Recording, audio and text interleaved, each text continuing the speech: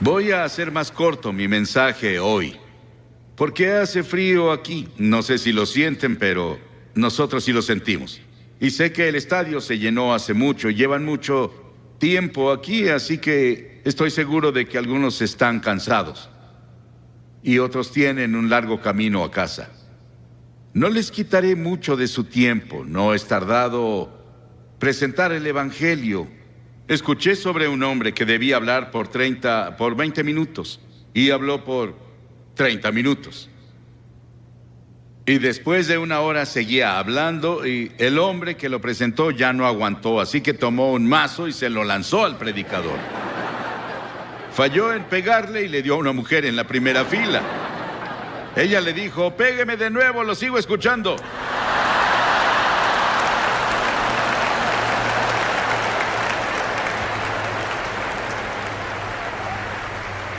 Gracias.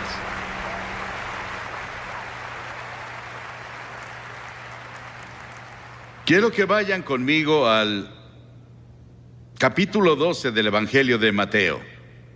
Capítulo 12 del Evangelio de Mateo, versículo 38. Comenzamos.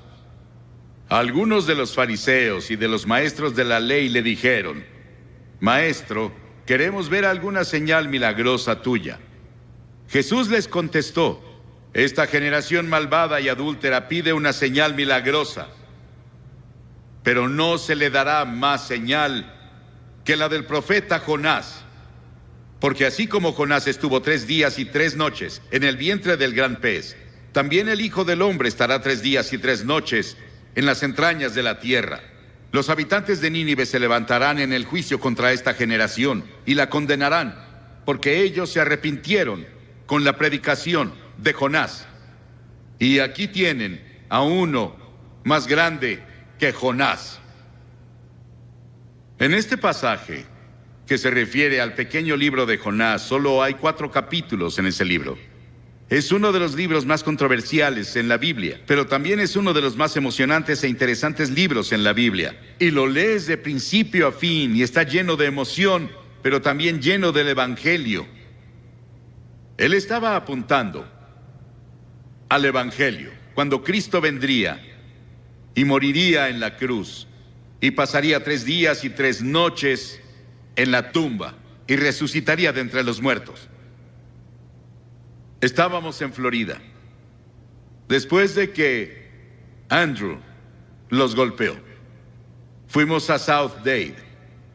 Hicimos un servicio llamado el Servicio de la Esperanza para las personas ahí. Jesse Jackson estaba ahí. Él llegó y se sentó en la plataforma e hizo una oración. El gobernador del estado nos había invitado. Y vimos una devastación como nunca habíamos visto en ninguna parte. No creo que ni en Hiroshima o Nagasaki en Japón hubieran sufrido peor que lo que ves hoy en el sur de Florida. Pero parece que muchas tormentas y huracanes vendrán este año y otros se formarán en otros lugares. Luego leemos sobre Guam y la tormenta que golpeó a Francia y a Gran Bretaña hace solo 3 o 4 días, que dejó una devastación terrible en el sur de Francia. Y aquí, estos fariseos y saduceos y líderes religiosos estaban escuchando a Jesús y le pedían una señal. Dijeron: "Señor, danos una señal. ¿Qué clase de señal nos darás de que tú eres en realidad el Hijo de Dios? Haces esos milagros, pero danos una señal real". Y Jesús dijo: "Son una generación malvada y adúltera, y están buscando una señal y quieren un espectáculo que pruebe que soy el Hijo de Dios. Pero la única señal que tendrán, la tendrán leyendo el libro de Jonás". Hace años, una historia de primera plana en un periódico decía que un tiburón de 2 toneladas había sido atrapado por un australiano. Tal vez fue Cocodrilo Dundee. Y también en Australia, un hombre fue perseguido por un cocodrilo asesino que lo atrapó y lo cortó en 8 pedazos. Hicimos una película en Australia hace tiempo llamada The Shadow of the Boomerang. Y había una hermosa jovencita que era la estrella de la película. Y cuando nos fuimos, ella fue a nadar con su novio en una de las playas. Y estaba como a 1 metro del agua disfrutando. Y llegó un tiburón y le arrancó la pierna. Y antes de que consiguieran ayuda, ella murió. Esta ha sido llamada la historia del pez. Pero es más que eso. Es una historia real. Es la historia que Jesús mismo mencionó. Él atestiguó de eso. Hay 300 tipos diferentes de tiburones. Pero la Biblia no dice que Jonás fue tragado por una ballena. Dice que Jonás fue salvado, no destruido, por un gran pez. Y lo creo porque la Biblia lo tiene y Jesús lo autentificó. Con todas las cosas que están pasando en el mundo biológico hoy, las personas tienen mucho menos dificultad en creer los hechos de esta historia que hace 50 años. Dios fue con Jonás. Vivía en la parte norte de Israel. Y las Escrituras dicen en el primer versículo de Jonás: la palabra del Señor vino a Jonás. La palabra del Señor vino a Jonás. Pero a Jonás no le gustó el llamado que le dieron. Dios dijo: quiero que vayas a Nínive, esa gran malvada ciudad. Es la capital del imperio más poderoso en el mundo, y quiero que vayas a predicarles y a predicar arrepentimiento y a decirles que si no se arrepienten, voy a destruirlos. Y a Jonás no le gustó, no quería a los ninivitas, porque los ninivitas llegaban con sus ejércitos y eran personas muy crueles. La historia nos dice que estaban entre las personas más brutales de la historia, y la forma en que trataban a sus prisioneros era algo que no repetiría desde la plataforma. Era tan horrible y tan terrible que Jonás no los quería. De hecho, él los odiaba. Y dijo: no voy a ir, Señor. Él fue a Jope, se compró un boleto y se subió a un barco a Tarsis, que estaba del otro lado de España. Y mientras estuvo en el barco, llegó una tormenta, un huracán les pegó. Y los marineros se asustaron. Creyeron que iban a morir y dijeron: algo anda mal. Comenzaron a orar a sus diferentes dioses. Y el capitán bajó al casco del barco y vio a Jonás acostado ahí durmiendo. Y el capitán se dio cuenta de que algo estaba mal, porque él oyó que Jonás estaba huyendo de su Dios. Y el capitán lo despertó. Y los marineros después echaron la carga. Decidieron que, junto con Jonás, él admitió que él estaba mal. Y dijeron: ¿qué haremos contigo?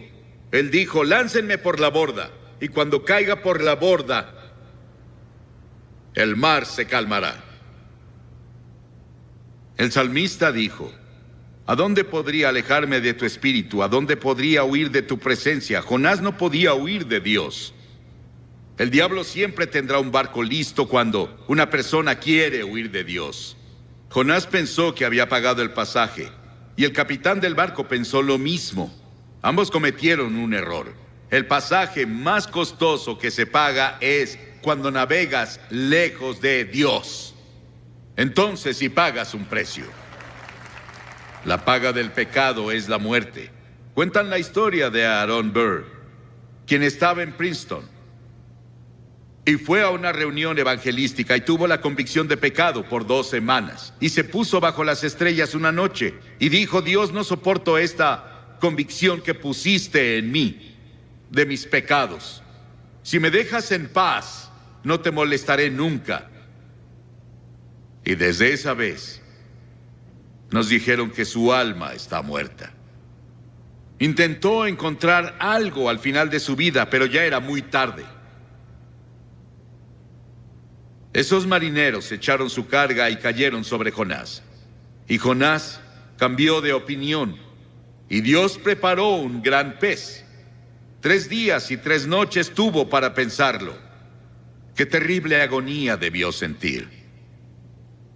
Hay 2 formas de encontrar juicio: resistir e ir más profundo en tu pecado, o volverte a Dios. Pedro caminó sobre el agua y comenzó a mirar alrededor. Quitó sus ojos de Jesús y dijo: Señor, sálvame. La Biblia enseña que estamos muertos en transgresiones y pecados. La Biblia dice que eres un cuerpo, pero dentro de tu cuerpo está tu espíritu, tu alma. Es la parte con la que puedes tener comunión con Dios. Y está muerta. Y solo tienes vida por el Espíritu Santo cuando llegas y te arrepientes de tus pecados y recibes a Cristo como tu Señor y Salvador. Dios provee todos los medios de escape, pero tú estás atado de manos y pies por tus pecados. El Espíritu debe venir y cortar las cadenas, y luego tú saltas a tu libertad. Porque verás, esta historia nos cuenta la historia de la cruz. Que Jesucristo murió en la cruz, que fue enterrado, que resucitó y está vivo esta noche. Él quiere entrar a tu corazón y cambiar la dirección de tu vida y darte paz y gozo como nunca has conocido. El Evangelio de Jonás. El Señor dio una orden y el pez vomitó a Jonás en tierra firme. Y la palabra del Señor vino a Jonás por segunda vez. Dios le dio otra oportunidad. Dios dijo: ve a Nínive.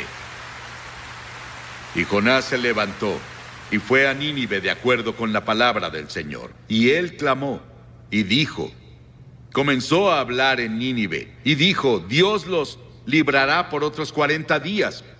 Pero arrepiéntanse, arrepiéntanse. El juicio ya viene. Ese era Dios hablando a través de su mensajero. Ahora Jonás no quería hacerlo. No sentía ganas de hacerlo. Pero estuvo entregando el mensaje del Señor. Y el mensaje de Jonás no daba promesa de misericordia. Era un mensaje de arrepentimiento. Pero las personas de Nínive creyeron su mensaje. Y la Biblia dice que el avivamiento más grande, la mayor campaña evangelística en la historia del mundo, tuvo lugar en Nínive. Era una ciudad de tal vez 600,000 personas, más o menos según el comentario que lean. Y toda la ciudad, desde el rey hasta el más bajo, se arrepintieron. El rey se quitó el manto real, bajó del trono, fue a la calle, a la tierra, en cilicio y cenizas, y se arrepintió de sus pecados. Y Dios tuvo misericordia no solo del rey, sino de las personas, y todas las personas fueron salvadas.